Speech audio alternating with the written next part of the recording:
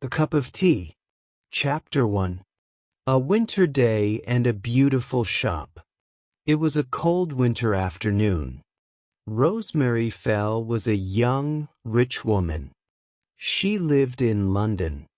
She was not very beautiful, but she was smart, well-dressed, and modern. She loved books, art, and shopping.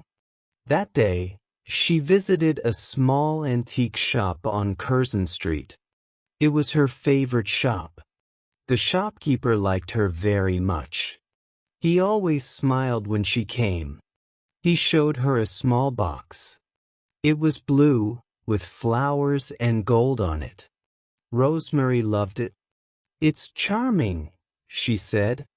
"It's 28 guineas, madam," said the shopkeeper. Rosemary wanted to buy the box, but she didn't decide yet. She left the shop and stepped outside. It was raining and the street was dark. People walked quickly under their umbrellas. Suddenly, a voice spoke to her. "Madam, may I speak to you?" a girl said. Rosemary saw a thin, tired girl. Her hands were red from the cold. Her clothes were old and wet. "Would you let me have the price of a cup of tea?" the girl asked. "Do you have any money at all?" Rosemary asked. "No, madam." Rosemary thought this moment was exciting. She had read stories like this. She decided to do something kind. "Come with me," she said. "Come home and have tea." The girl looked afraid. "You're not taking me to the police?" she asked. "No, no," said Rosemary. "Just tea. Please come." They got into Rosemary's car. Chapter 2.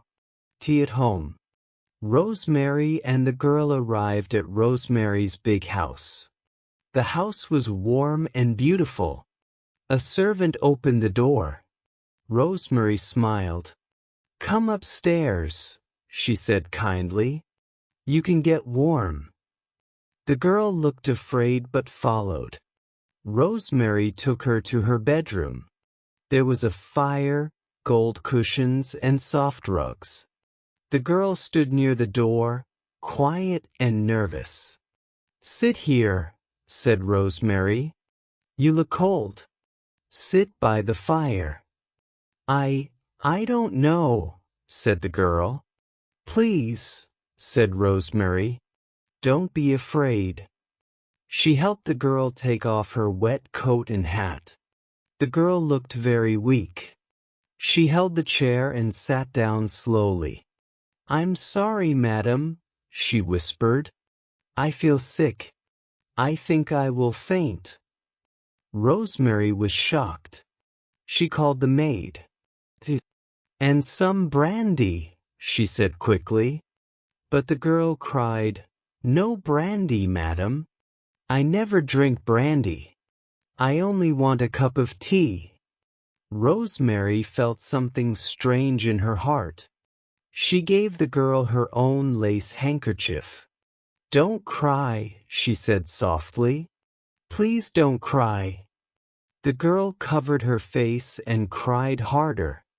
"I can't live like this," she said. "I can't do it anymore.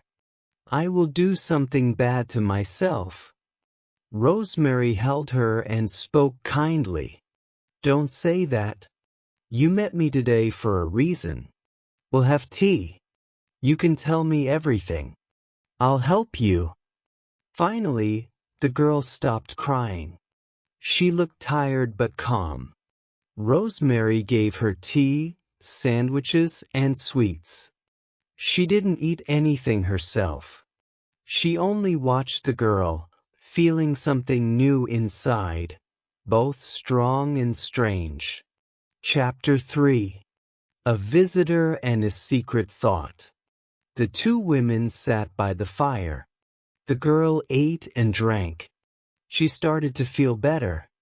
Rosemary watched her and felt proud. She believed she had done something good.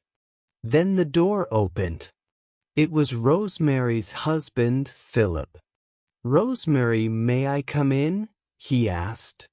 "Of course," she said. "This is my friend, miss." The girl stood up slowly. She looked tired but calm. She said, "Smith, madam." "Smith," Rosemary repeated. Philip looked at the girl's coat and hat on the floor. He looked at the girl carefully. "It's a beastly afternoon," he said. "Vile weather." He smiled at the girl. Then he looked at Rosemary and asked, "Can I speak to you in the library?" Rosemary said, "Of course," and followed him.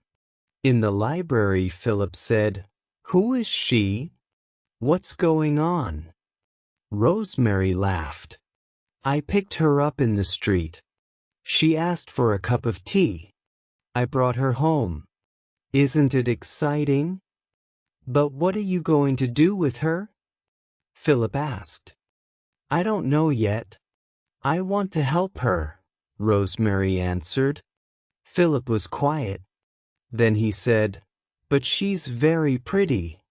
Rosemary was surprised. She blushed. "Pretty? Do you think so? I hadn't thought about it." Philip lit a match and said, "She's very lovely. You should know that." Suddenly, Rosemary's heart felt heavy. She returned to her room without a word. She looked at the girl. The girl really was beautiful.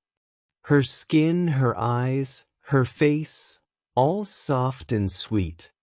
Rosemary walked to her desk. She opened a drawer. She took out some money. She gave the girl a few pound notes. "I think it's better if you go now," she said gently. Chapter 4. The Real Question. After giving the girl the money, Rosemary did not say much. The girl took the money, said thank you, and left the house quietly. She never asked for more. She didn't cry again. Rosemary watched her leave. She didn't feel happy anymore. She didn't feel proud. She walked slowly to her bedroom. She sat at her table. She opened a mirror and looked at her face. She is pretty, Rosemary thought.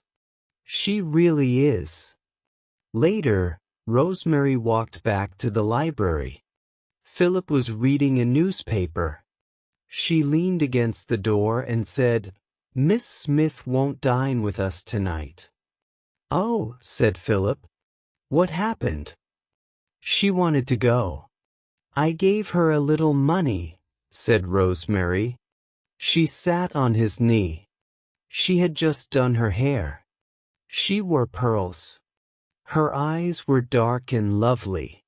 She touched Philip's face softly. "Do you like me?" she asked. Her voice was soft and sweet. She looked at him with shining eyes. "I like you awfully," said Philip. He smiled and held her. "Kiss me," Rosemary whispered. They kissed. But Rosemary had something else to say. She smiled and said dreamily, "I saw a lovely little box today. It cost 28 guineas. May I have it?" Philip laughed. "You may, little wasteful one." But Rosemary didn't smile. She put her head on Philip's chest and whispered, "Philip, am I pretty?" The end. If you enjoy the story and want to say thank you, then you can subscribe to my channel and visit it.